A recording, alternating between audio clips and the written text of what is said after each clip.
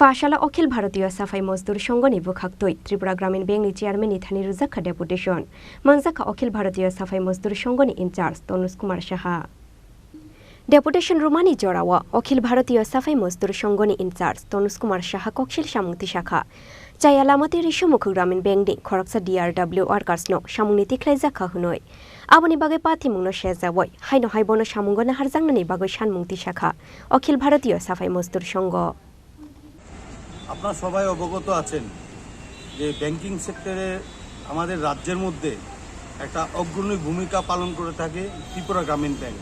কিন্তু এই ব্যাংকেরই জৈনক ঋষিমুখ ব্রাঞ্চের ম্যানেজার কর্তৃক একটা অনুপ্রেরিত ঘটনা, যেটার মূল্য দিতে হচ্ছে একজন সাফাই কর্মচারীকে। দীর্ঘ 15 বছর কাজ করার পরে তাকে ডিআরডব্লিউ হিসাবে উত্তীর্ণ হওয়ার পরে তাকে 2023-এর ইলেকশনের প্রাক মুহূর্তে তাকে নিষ্কাশিত করা হয়।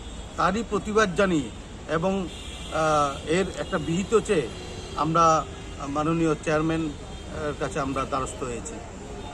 কি বলবো, মাননীয় চেয়ারম্যান বলেছেন যে বিষয়টা খতিয়ে দেখবেন এবং যে ব্রাঞ্চ ম্যানেজার আছেন মক সাহেব ওনার সাথে আলোচনা করবেন, করে একটা ডিটেলস রিপোর্ট চাইবেন কেন ওনাকে নিষ্কাশিত করা হয়েছে।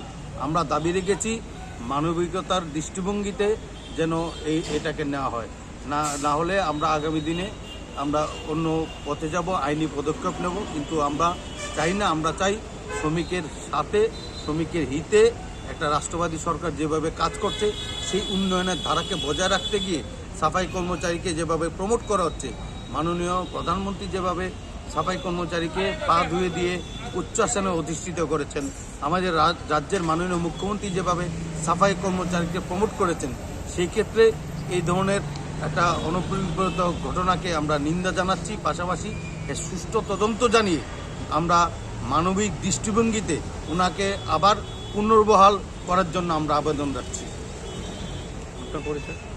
আমার নাম তনুজ শাহ, আমি অখিল ভারতীয় সাফাই মজদুর সংঘের রাষ্ট্রীয় সচিব। রাজা খরাগুলি নিশিমি প্রণমনি কক্থুম চিনি খরাং।